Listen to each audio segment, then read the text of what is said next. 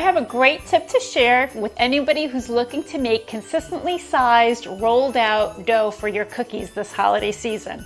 So if a recipe asks for a 1-inch ball of dough or a 1.5-inch ball of dough, here's what I use. I use cookie scoops. So they come in different sizes. I have 3 sizes here. I have a 1-inch, a 1.5-inch, and a 1 3/4 inch, depending on the cookies I'm making and how big I want them to be. So what I do is I just scoop the dough with my cookie scoop, and I place it in my hand and I roll it and place it on my baking sheet. And here's the larger one. So that's it. So with cookie scoops, you'll get consistently sized pieces of dough and consistently sized cookies when they bake. And that also means that they all bake at the same time and will all be ready at the same time.